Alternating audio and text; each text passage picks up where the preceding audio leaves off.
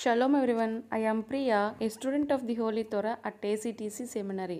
ప్రియమైన స్నేహితులారా, ఈ వారం తోరా గ్రంథమునందు రెండవ పర్ష నోక్ లేదా నోవాహ్. నోక్ అనగా విశ్రాంతి లేదా ఓదార్పు అని అర్థం. ఇది సెఫర్ తోరాలో రెండవ పర్ష మరియు సెఫర్ బెరషిత్ లేదా ఆదికాండంలో రెండవ పర్ష. ఈ పర్ష యొక్క మొదటి అలియా బెరషిత్ 6వ అధ్యాయం 9వ వచనం నుండి 22వ వచనం వరకు. ఈ మొదటి అలియాలో నోవాహ్ తన తరంలో నీతిమంతుడు మరియు నిందారహితుడైన వ్యక్తిగా వర్ణించబడ్డారు. అతడు ఎలోహింతో కలిసి నడిచినవాడు. ఎలోహిం మానవజాతి యొక్క దుష్టత్వాన్ని చూసి జలప్రలయంతో సమస్త జీవాన్ని నాశనం చేయాలని నిర్ణయించారు, కానీ నోవాహ్ను ఆదరిస్తారు. ఎలోహిం నోవాహ్కు తన కుటుంబాన్ని మరియు ప్రతి జంతువు నుండి ఒక్కొక్క దానిని రక్షించడానికి ఒక ఓడను నిర్మించమని ఆదేశిస్తారు.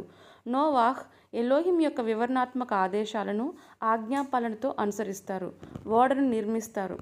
ఈ భాగం నోక్ యొక్క విధేయతను మరియు తీర్పు మధ్యలో జీవనాన్ని సంరక్షించే ఎలోహిం యొక్క నిబంధనను నొక్కి చెప్తుంది. ప్రియమైన స్నేహితులారా, మరిన్ని తోరా పాఠాల కోసం మా యూట్యూబ్ ఛానల్ను సబ్స్క్రైబ్ చేయండి. షలోమ్ లెహిత్రోత్.